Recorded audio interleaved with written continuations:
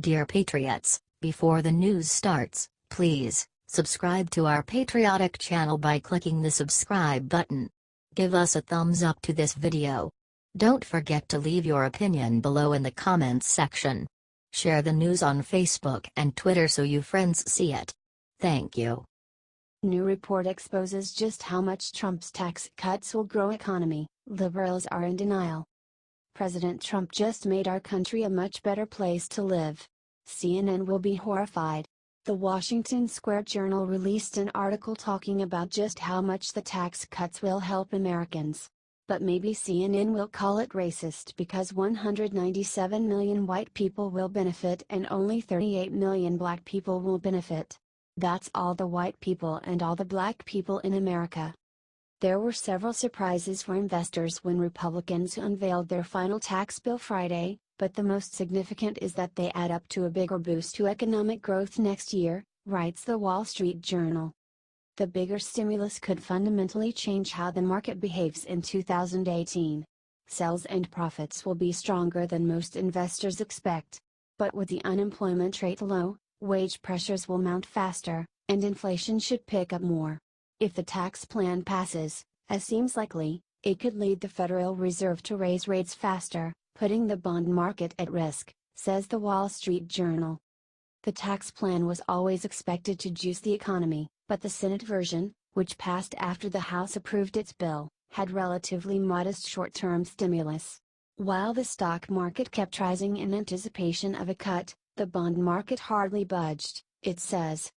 The bill unveiled Friday front-loaded more than $200 billion in stimulus for next year. Economists had been penciling in a boost of about a third of a percentage point next year. Now that is looking way low, it says.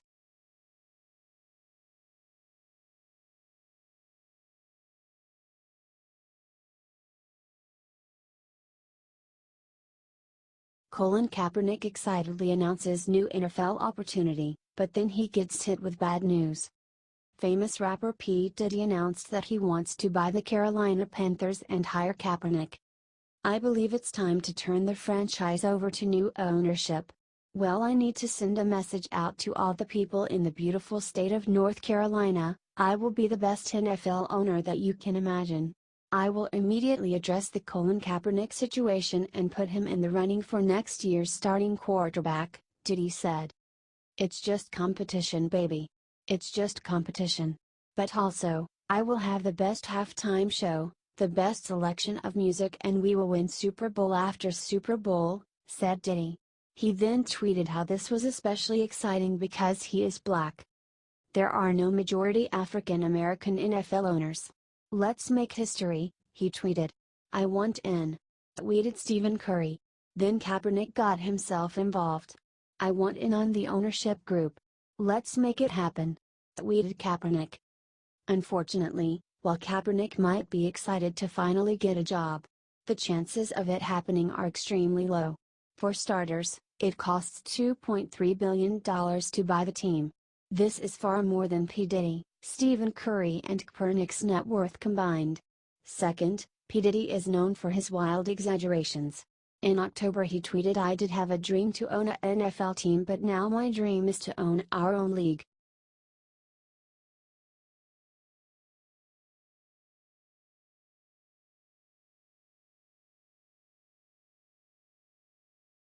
UN tries to nullify Trump's Jerusalem decision, Nikki Haley destroys them in brutal way. President Trump made history when he fulfilled his promise to recognize Jerusalem. However, the UN wants to reverse the decision. The UN Security Council has voted 14-1 in favor of a resolution calling on Trump to rescind declaration on Jerusalem. The US vetoed. Barat Karlandri _AFP tweeted AFP's White House correspondent Andrew Beatty. However, U.S. Ambassador Nikki Haley did not take kindly to this. The United States will not be told by any country where we can put our embassy. What we have witnessed here is an insult. It won't be forgotten. It is one more example of the Union doing more harm than good in addressing the Israeli-Palestinian conflict, responded Haley. Israeli Prime Minister Benjamin Netanyahu thanked Haley for standing up for Israel. Thank you, Ambassador Haley. On Hanukkah, you spoke like a Maccabi. You lit a candle of truth. You dispelled the darkness. One defeated the many. Truth defeated lies. Thank you, President Trump. Thank you, Nikki Haley, tweeted Netanyahu. Israeli Ambassador Danny Danon said that the UNSC can vote another 100 times to criticize our presence in Jerusalem, but history won't change. It's time for all countries to recognize that Jerusalem always was and always will be the capital of the Jewish people and the capital of Israel. Are you glad we have Nikki Haley?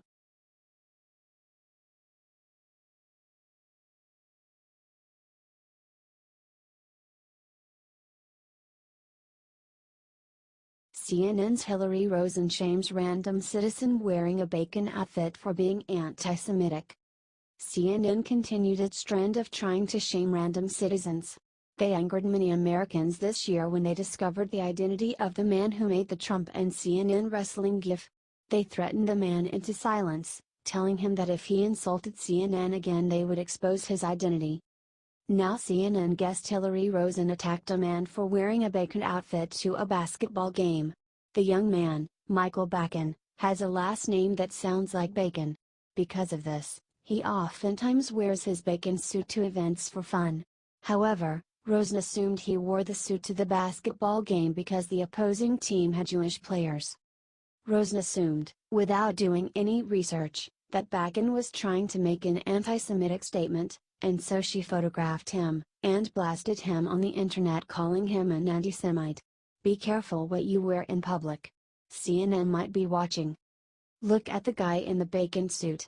This is a Georgetown #Hoyas fans anti-Semitic smear to the Syracuse team, tweeted Rosen.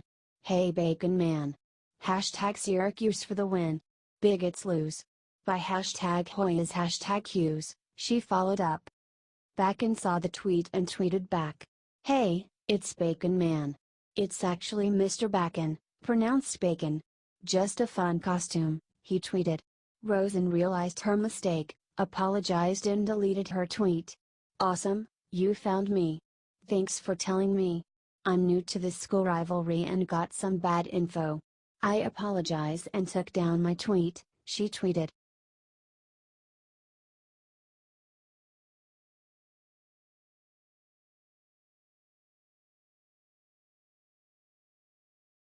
Patriotism is perverted. Sarah Silverman attacks Republicans in her show I Love You, America. Comedian Sarah Silverman stars in a show called I Love You, America. She claims to be a liberal reaching out and trying to get along with the other side. However, she says some insane things that suggest otherwise. Patriotism is perverted, she claimed during an interview with Vice News. We're not on the same page of what it means. To me, being patriotic is loving your country, being a citizen, having a voice, being e pluribus unum. How perverted is it to go from we are one to we are number one, which is such a childish idea, she said. It's childish to recognize that America is the greatest country on earth? The president is childish. He was stunned at around 8 years old, maybe something traumatic happened, but he stopped growing emotionally. And yet, he got all the way to the presidency. There are a lot of pathologies that are not healthy but can bring great success, if that's how you measure success. The deepest people look at the world with wide open eyes, which is childlike, not childish, she said. What happened to reaching out and understanding the other side? I have to think that oligarchs and billionaire wealth addicts aside, for the most part, we are more alike than we think. We're just getting our news from outlets that are telling us different types of stories, she said.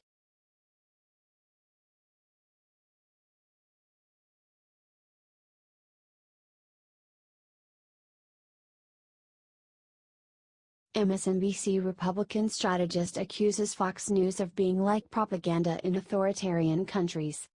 MSNBC's Republican strategist Steve Schmidt sounded surprisingly not Republican during his attack on Fox News.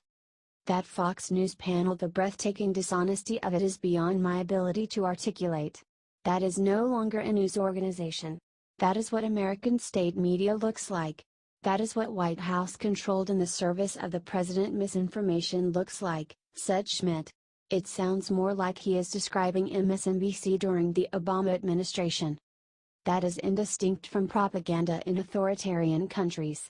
It is aimed directly at weakening essential institutions and misinforming the American people. It is appalling, he said. He sounds a lot less like a Republican strategist and more like Joy Reid. It does seem Donald Trump has the tools of authoritarianism down. He that the dance of authoritarianism down to a science, said Reid. Step 1, claim the investigation of you is a fraud being conducted by enemies of the state. Step 2, get your state-run media, your affinity media to echo that into your base and whip them up into a frenzy against those investigating you. Step 3, get the state party, in this case the Republican Party, to echo that from the seat of government and say, wait a minute, the people investigating the president are themselves criminals, said Reid.